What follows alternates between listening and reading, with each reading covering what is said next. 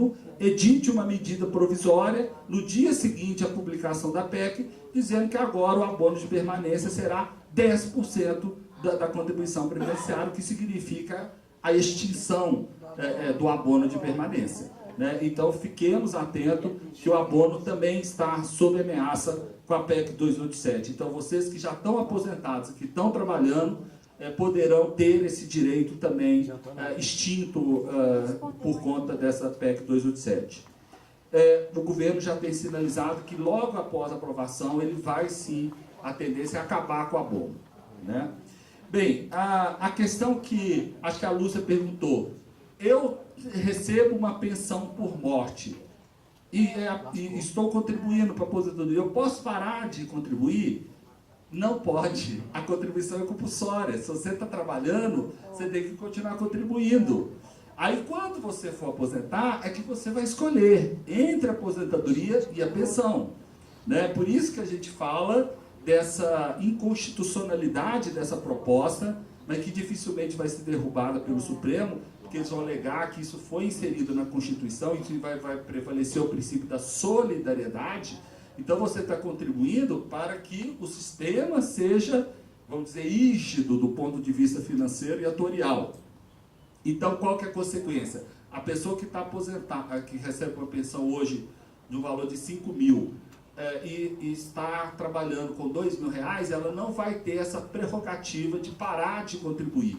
Ela vai continuar contribuindo e quando ela chegar lá no direito dela aposentar, ela não vai ter direito a nada. Por quê? Porque a pensão é melhor do que a aposentadoria. E é óbvio que ela não vai abrir mão de uma pensão melhor para receber uma aposentadoria pior. Então isso é um enriquecimento sem causa. Então, a contribuição previdenciária ela vai ser igual dos aposentados, os servidores públicos aposentados, que ganham acima do teto. Os servidores públicos aposentados que ganham acima do teto do regime geral, eles contribuem e não têm retribuição nenhuma. E isso também vai ser estendido para quem que vai acumular benefícios, né? Ele vai contribuir e não vai ter retribuição nenhuma da sua contribuição, né? Esse é um ponto muito sério. A questão da integralidade e paridade vai acabar? Não vai acabar. A integralidade e paridade ela vai permanecer se você tiver 35 anos de contribuição homem, 30 mulher,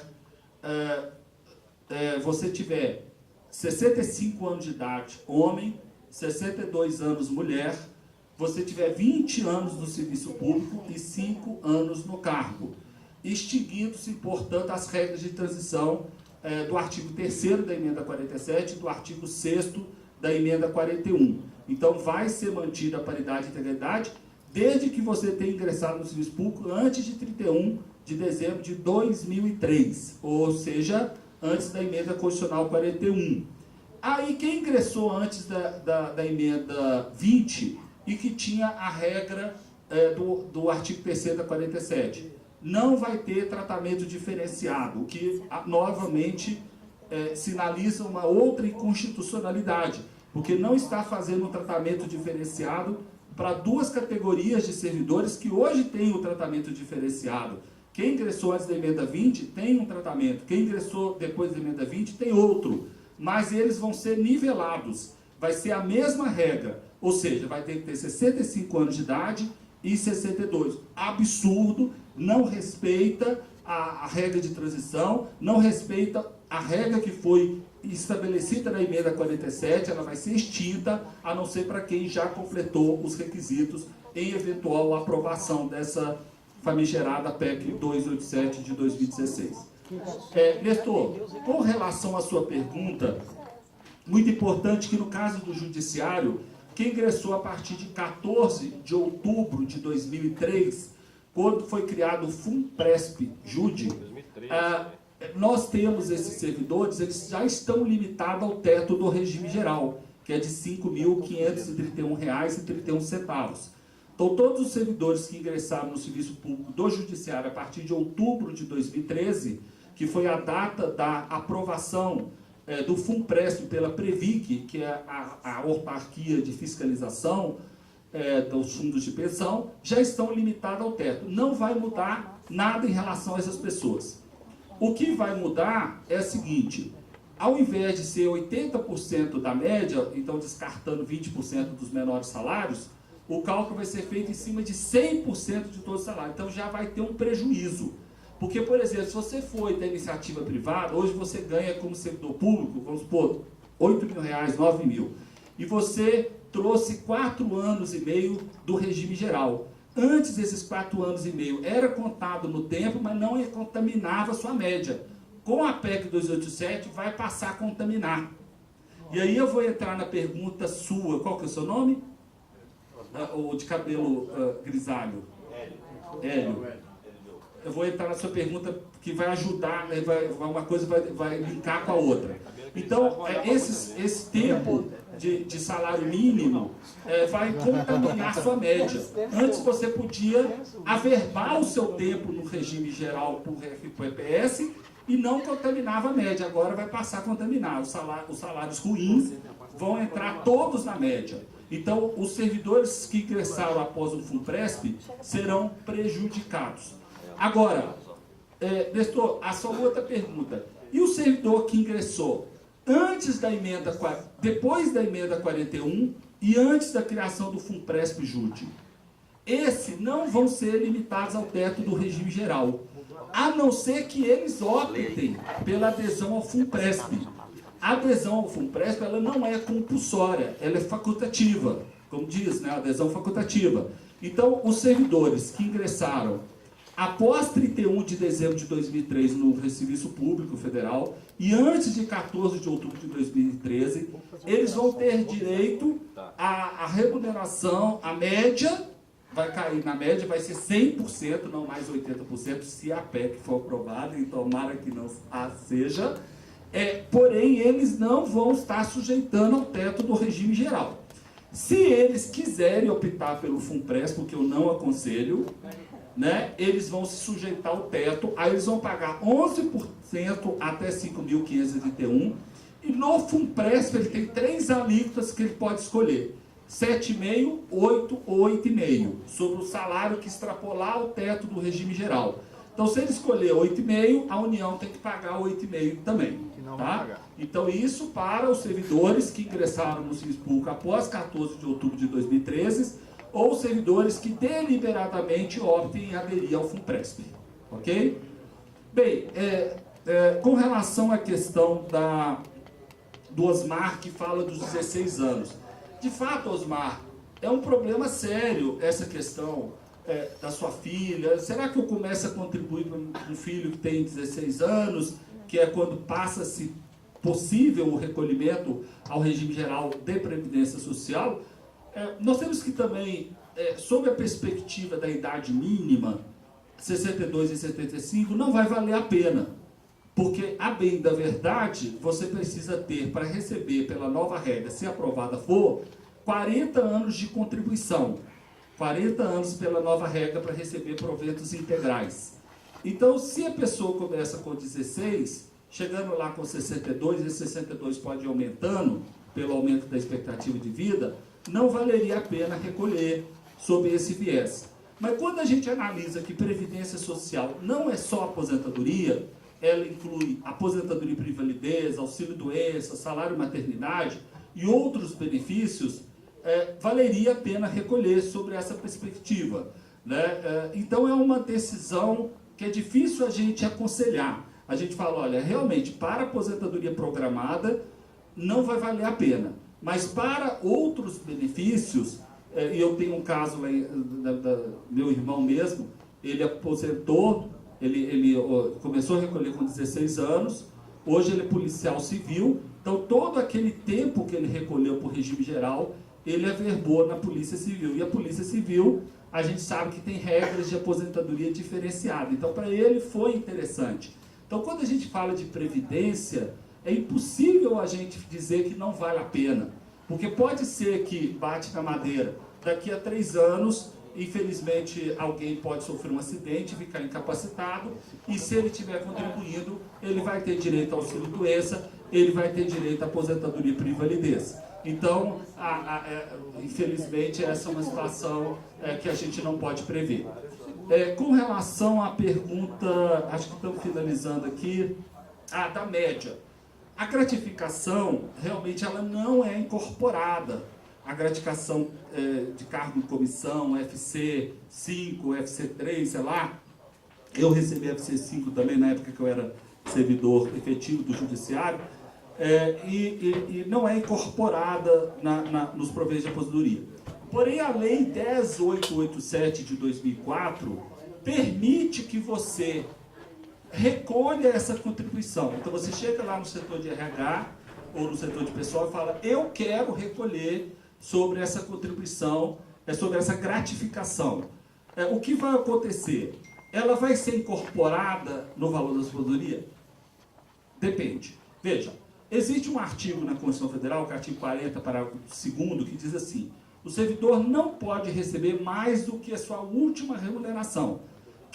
O que é a última remuneração? É o cargo, é o vencimento mais as vantagens de natureza permanente. Então, para que, se a sua média salarial, vamos supor que você, integralidade, você está na integralidade, não vale a pena você recolher sobre gratificação. Porque se você vai receber a última remuneração, você não vai ter nenhum retorno em recolher a contribuição sobre essa gratificação. Agora, vamos supor que você não está na integralidade, você está na média.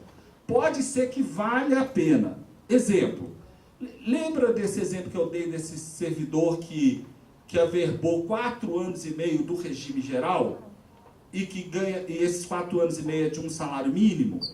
Na medida em que ele passar a recolher sobre, vamos supor que ele ganha 9 e ganha 4 mil de gratificação, ele vai recolher sobre 13 mil reais. Ele vai melhorar a média dele, entendeu? Por quê? Porque aqueles 4 anos e meio vão sendo, o poder de diminuir a média vai sendo diminuído a partir do momento que eu estou recolhendo sobre essa gratificação. Por isso que é muito importante, para esses servidores novos que não têm paridade, não têm integralidade, fazer o planejamento previdenciário, para saber se vale a pena ele chegar lá no setor de RH e falar: eu quero começar a recolher sobre essa gratificação. E até quantos anos ele deve recolher sobre essa gratificação para melhorar a média salarial dele. Entendeu? Isso é um atendimento que tem que ser personalizado, tá? Não tem como a gente falar de uma forma genérica que esse recolhimento é vantajoso ou não. Vai ter que ser feito um cálculo individualizado para saber, inclusive, quantos anos ele deverá fazer esse recolhimento. Inclusive, você pode recolher sobre adicional de insalubridade, de periculosidade, sobre hora extra, você pode optar por recolhimento, tudo isso para melhorar a sua média, mas sempre limitado à última remuneração do cargo efetivo. Acho que eu estou finalizando aqui o que o colega inseriu sobre a questão do que está por trás de todo esse movimento. Acho que para finalizar aqui minha fala, sobre a questão de não fomentar o consumo, né? A Previdência, ela é hoje a principal força motriz de 77% dos municípios brasileiros. Mais do que o repasse que é feito da União para os municípios, é o que a Previdência paga. Então, você aniquilar com esse sistema é você agravar a crise econômica, agravar a crise social, gerar miséria, gerar pobreza. E o trabalhador rural, como eles estão dizendo que não vai alterar a Previdência do rural, vão alterar sim, porque eles vão exigir 15 anos de contribuição do trabalhador rural. E esse trabalhador, pequeno produtor rural, nem vai ficar sabendo que mudaram essas regras. Então, o que eu vejo é um modelo de prestígio ao capital financeiro. Eles não estão preocupados, pelo menos esse governo que está instalado, com o crescimento da economia. Isso não interessa para eles. Por quê? Porque juros altos é o que eles mais querem. Hoje nós temos os juros mais altos do mundo. Por quê? Porque mesmo que a taxa Selic esteja em 8,25 pontos, o juro real continua sendo muito elevado, porque a nossa inflação está baixa, pelo menos segundo o Banco Central, pelo IPCA. Então é muito mais fácil esse capital financeiro ele adquirir um empréstimo a juros de 1%, no exterior e comprar títulos da dívida pública remunerado a 8,25%. O próprio Banco Central do Brasil não estimula o sistema financeiro nacional, que tem R$ 1 trilhão à disposição para investir em crédito ao consumidor.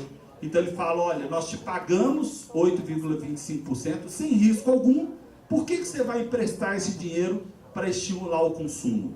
Então eu penso que o governo que está instalado, ele não tem interesse no fomento à atividade econômica, à atividade produtiva, muito pelo contrário, é o estímulo ao capital financeiro mesmo, e que eles não têm interesse que a taxa Selic diminua, que ela se mantenha nesse patamar elevado para continuar drenando todos os recursos do nosso produto interno bruto para a manutenção desse capital especulativo. Para mim, essa é a leitura que eu faço de todo esse movimento que está acontecendo no nosso país. Infelizmente, nós estamos lutando com interesses vultosos de grandes grupos financeiros internacionais e nacionais, porque hoje o maior problema que nós temos no Brasil nem é a nossa dívida externa, é a nossa dívida interna.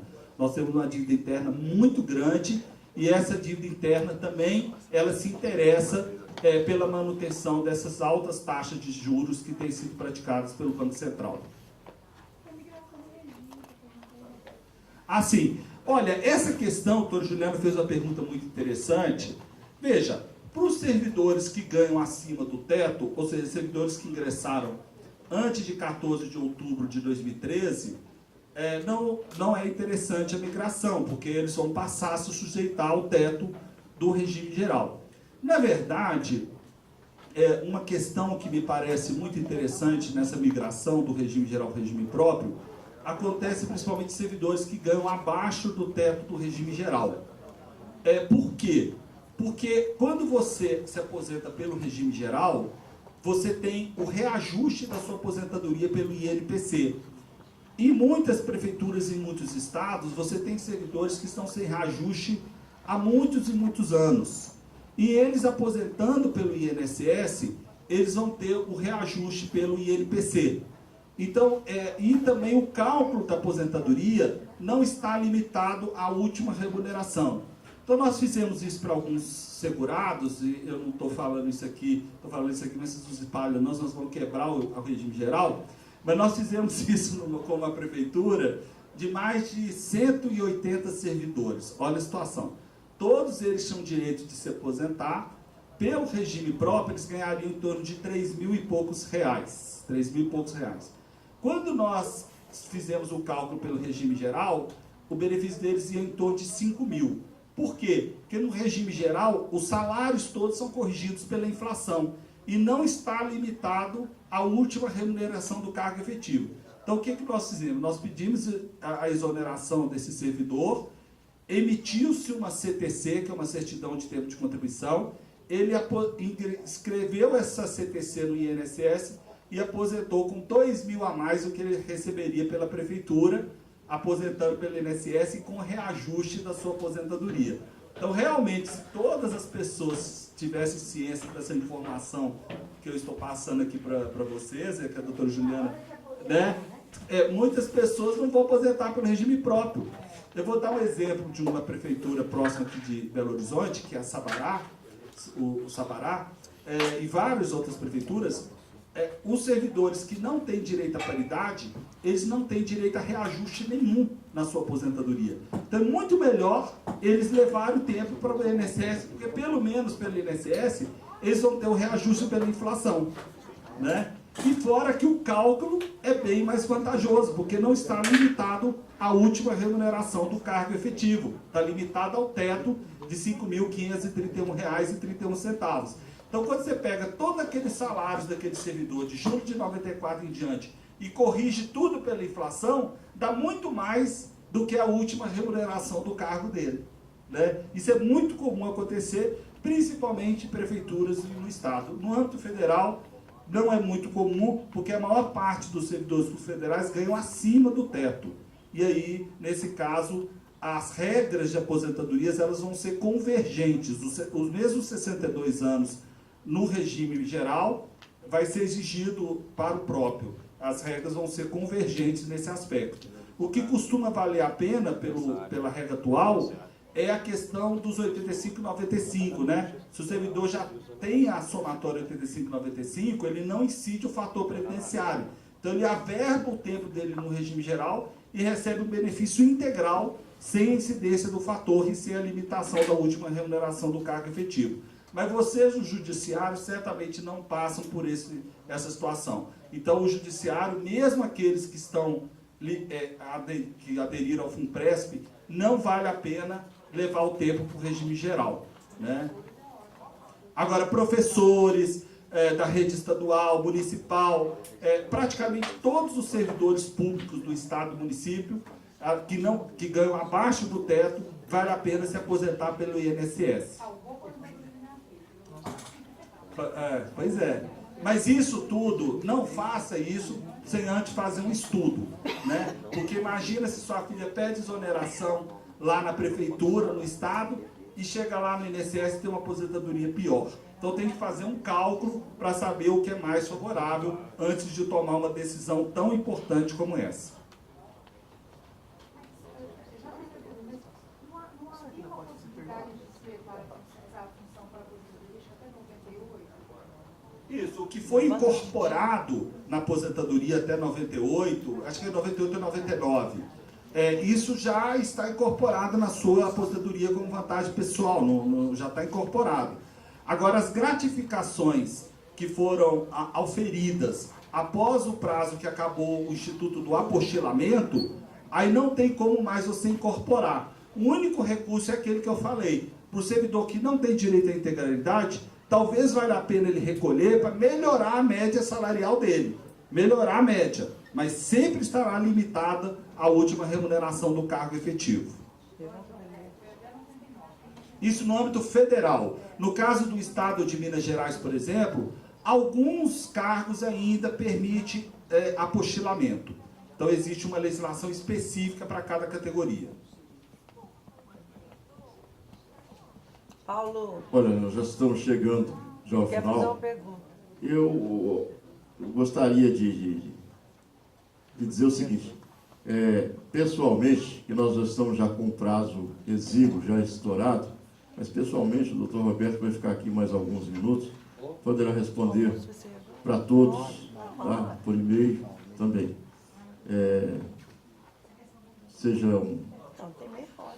Eu gostaria então, nesse momento, de agradecer a presença de todos e agradecer aqui a presença da mesa, doutora Juliana, que muito nos abrilhantou aí com as suas explicações, doutor Roberto Carvalho, que dispensa comentário devido ao seu conhecimento, a sua habilidade em transmitir esse conhecimento, que também é muito importante, e que vem abrilhantando aí em várias palestras, junto ao Citraeng e também à Justiça. Gostaria de cumprimentar também a mesa, né?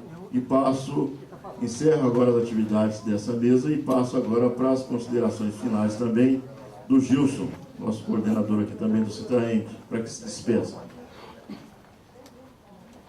Quero só agradecer ao doutor Paulo, ao doutor Juliana, aí, sem dúvida nenhuma, né, doutor Roberto, quer dizer, pelas excelentes explanações aqui para nós, pelos esclarecimentos, e passar a palavra aí para o nosso coordenador Carlos. Bom, pessoal, o Paulo já agradeceu, obrigado a todos aí. Pessoal, nós vamos readequar a nossa programação aí, tá ok? Readequar no seguinte sentido. Esse assunto, gente, não tinha como interromper as perguntas, é um assunto que atiça a nossa curiosidade, essa questão da Previdência, a questão que a doutora Juliana expôs, as questões da reforma trabalhista, o PNS 116, então foi um momento assim de deixar o andamento dos trabalhos fluir naturalmente e na medida da necessidade de todos aqui, momento de todos falarem aqui.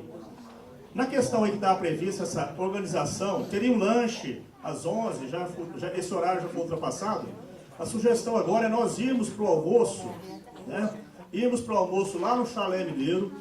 O pessoal do Citraeng, lá no Chalé Mineiro, ao final, vai assinar a ficha, depois de somar, e colocar o nome e o Citraeng lá, tá ok?